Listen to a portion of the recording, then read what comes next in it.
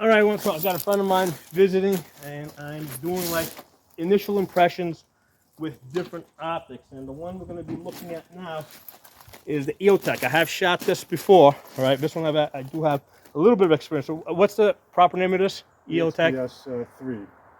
Say again? EXPS 3-0. EXPS 3-0. Okay, so the base that I'm using is, because this is my gun, this is the, I got on here the Holosun 510C.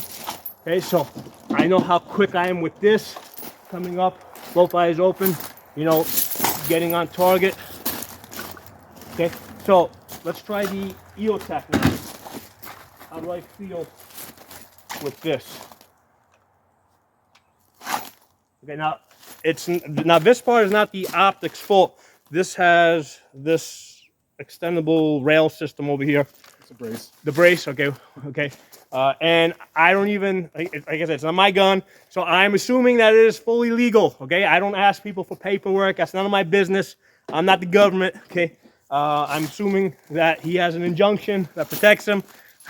So I don't get into that. It's none of my business. But anyway, first issue that I am running into, and I know it's not the optics fault, is I'm not getting a great cheek weld on this.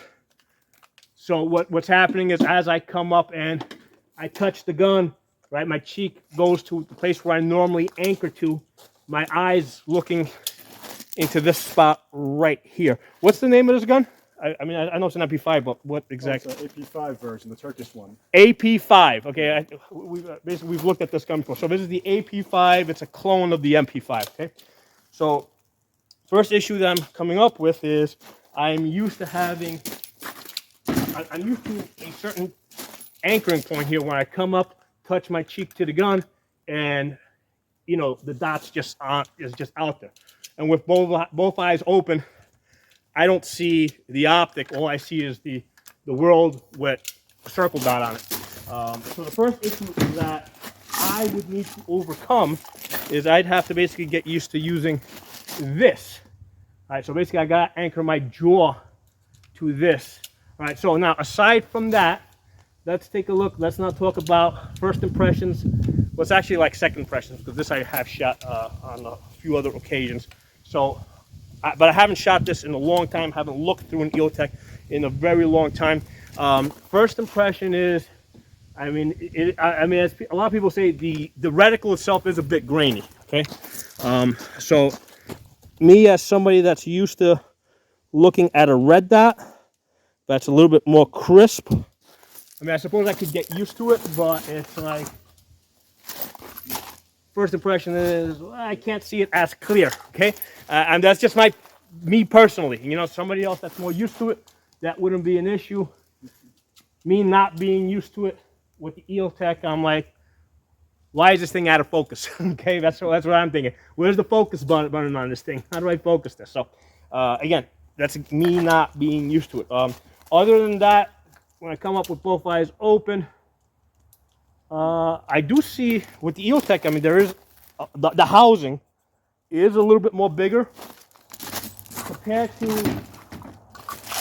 this Holosun 510C. I see less of the housing with both eyes open, right? So the housing tends to phase out because there's just less metal around it. Just look, I did a video a few minutes ago on this 512T from Holosun.